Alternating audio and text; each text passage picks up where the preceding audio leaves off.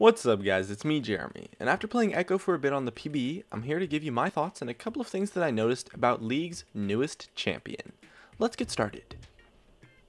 Starting with his kit. His passive is pretty cool. It's kind of like Vayne's Silver Bolts, but giving him movement speed and slowing the target on it is really nice, so his passive seemed to be quite strong, but it didn't really last for that long, so occasionally it was a little bit difficult to proc.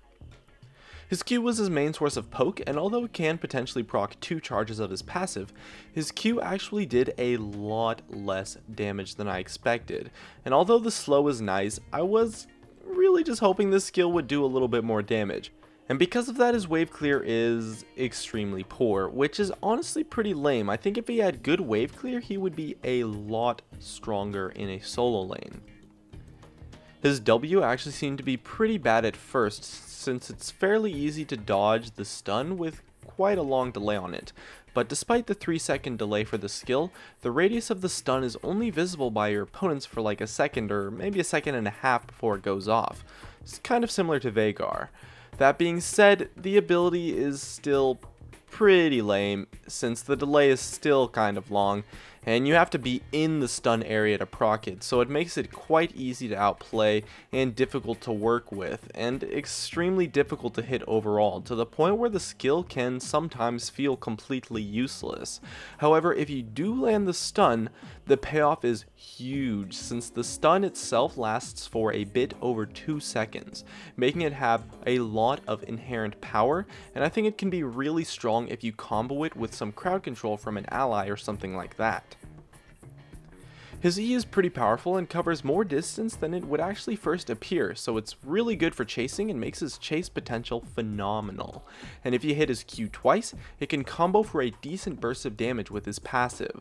I like this skill a lot actually, and the mobility makes him really fun to play, and his passive quite easy to proc most of the time, at least if you can hit your Q. And lastly his ultimate, and oh man, is this thing so freaking cool. It's just so cool, and it does quite a bit of damage too, while giving him some awesome survivability with the utility on it. However, I found that the damage portion of this ultimate was extremely difficult to land, and due to the fact that it accounts for almost 50% of his total burst DPS inherently, it can be very difficult to set up and is completely useless when chasing. However, you can pull off some really amazing turnaround fights with it and some crazy baits, and so it can be really powerful, but it just requires a lot of setup and strategy.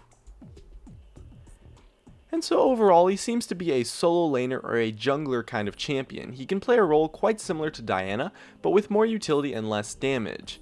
I played him a little bit in the bot lane with the footage that you'll see here, simply because no one on my team wanted to play AD carry and I really wanted to play Ekko, so I ended up taking heal, but I think he really benefits a lot from Ignite since his damage is kind of lacking.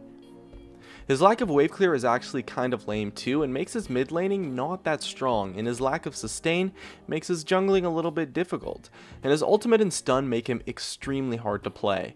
The mechanics and strategy needed to set up his kit is quite high, and so he probably won't be a very good solo queue champion at all. The pros, however, will likely be able to make something work with him, as can a dedicated player, but Ekko is not the kind of champion that you can pick up in just a few games and be proficient on.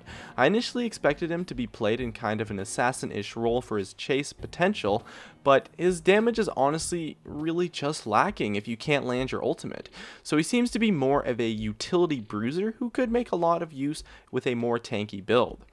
With that said, I think he actually has quite a lot of potential to actually succeed as a top laner, since his ultimate interactions with teleport are quite useful, and using his ultimate for map movements such as getting back to lane is actually not that bad, and is quite strong when you buy fast or have home guards. I don't think he's overpowered, but he's really cool and really unique, and I think he has quite a bit of potential if you can have a team composition that helps him and synergizes well with him, since his utility is really strong if you can set it up properly. Anyways, my name is Jeremy, and that's for my video on my thoughts on the new champion.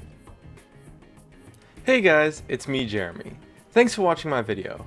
If you enjoyed it, definitely make sure to hit that like button so I can tell, and if you're interested, definitely check me out on all the socials, of which you can see over there. And if you really enjoyed the video, make sure to subscribe for some more awesome content in the future, as well as you can check out some of my other videos up here and over there. Anyways, that's going to be it. Thank you so much for watching, and of course, I'll see you guys next time.